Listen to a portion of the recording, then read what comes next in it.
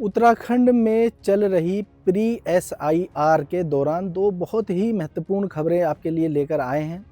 पहली खबर है कि अगर आपके बच्चे घर से बाहर हैं, आपके गांव से कहीं बाहर रोजगार के लिए गए हैं, तो आपका एसआईआर कैसे होगा और उन बच्चों का एसआईआर कैसे होगा। दूसरी खबर है कि आपको एसआईआर के दौरान दस्तावेज देने हैं या नहीं। नमस्कार, मैं हूं आफ्ताब अजमत और आप देख रहे हैं अमर उजाला। सबसे पहले खबर हम आपको बताते हैं कि एसआईआर में दस्तावेज देने के लिए क्या प्रक्रिया होने वाली है। अभी उत्तराखंड के मुख्य निर्वाचन अधिकारी कार्यालय की ओर से प्री एसआईआर की एक्टिविटी चल रही है। प्री एसआईआर एक्टिविटी क्या है? बेसिकली ये एक बीएलओ मैपिंग का काम चल रहा है। बीएलओ के पास एक ऐप है, उस ऐप से 2003 की मतदाता सूची से वर्तमान जो वोटर हैं उनकी मैपिंग की जा रही है। खास बात यह है कि जितने भी मतदाता इस मैपिंग के दौरान बीएलओ को अपने वोट की डिटेल दे देंगे या बीएलओ अपने मोबाइल ऐप के माध्यम से उनकी डिटेल निकालकर मैपिंग कर देंगे, जब उत्तराखंड में एसआईआर शुरू होगा चुनाव आयोग का, तो तब उन्हें कोई भी दस्तावेज देने की ज़रूरत नहीं है। जी हाँ, तब उन्हें किसी तरह का डॉक्यूमेंट्स देने की ज़रूरत नहीं है। डॉक्यूमेंट्स किनको देना है वो भी बताता हूँ। प्री एसआईआर में जिन लोगों की मैपिंग नहीं हो पाएगी, जब फरवरी या मार्च जब भी उत्तराखंड में एसआईआर शुरू होगा और उस दौरान आपके पास एसआईआर का इन्यूमरेशन फॉर्म आएगा, एक फॉर्म बीएलओ के माध्यम से आपके पास पहुंचेगा आपके घर तक। उस फॉर्म को आपको भरना है। उस फॉर्म में आपको अपनी 2003 के वोट की जानकारी देनी होगी। अगर आपके पास जानकारी नहीं है तो आपका वोट कट भी सकता है। उसकी भी एक पूरी प्रक्रिया चुनाव आयोग ने निर्धारित कर रखी है। अगर आपके पास 2003 के वोट की कोई भी जानकारी नहीं होगी तो आपको एक नोटिस जारी होगा ईआरओ की तरफ से। उस नोटिस पर आपको ईआरओ के पास जाना होगा और अपने वोट के बारे में जानकारी देनी होगी।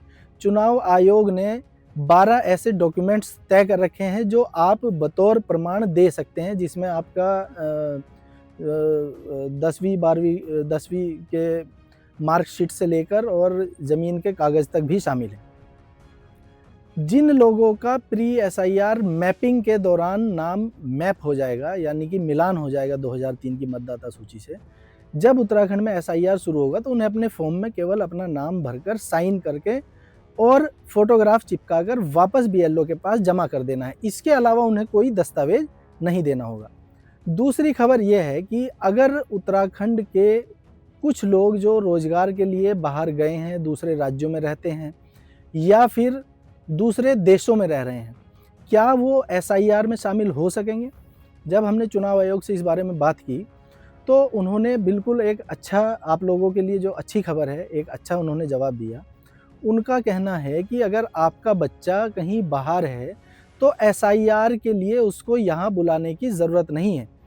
आपको जो फॉर्म मिलेगा आप उस पर अपने साइन करके बच्चे की पूरी डिटेल भरनी होगी। अगर बच्चे के डॉक्यूमेंट्स देने की ज़रूरत होगी तो वो देने होंगे। नीचे एज ए पेरेंट्स आपको अपने साइन करने होंगे और आपका उस बच्चे से क्या रिश्ता है ये लिखना होगा। जैसे कि अगर माताजी साइन करती हैं तो माताजी अपना नाम लिखेंगी, अपने हस्ताक्षर करेंगी और नीचे माता, बच्चे की माता, मतलब इस तरह से एक रिश्ता लिखना होगा। तो चूँकि उत्तराखंड से बड़ी संख्या में लोग बाहर रहते हैं, दूसरे राज्यों में रहते हैं, उनके यहाँ गांव हैं, दूर दराज के गांव हैं, वहाँ तक एसआईआर के लिए आना, लंबी छुट्टी लेकर आना या फिर बहुत खर्चीला भी है, तो उन्हें उसके लिए वहाँ आने की ज़रूरत नहीं होगी। ये एक बड़ी सुविधा मिलने वाली है। अभी उत्तराखंड में प्री एसआईआर की एक्टिविटी चल रही है। चुनाव आयोग ने सभी मतदाताओं से अपील की है कि वो अपने बीएलओ को ज़्यादा से ज़्यादा सहयोग करें। दूसरी बात यह है कि बीएलओ को अभी कोई दस्तावेज नहीं देना है, केवल अपनी डिटेल्स बतानी है।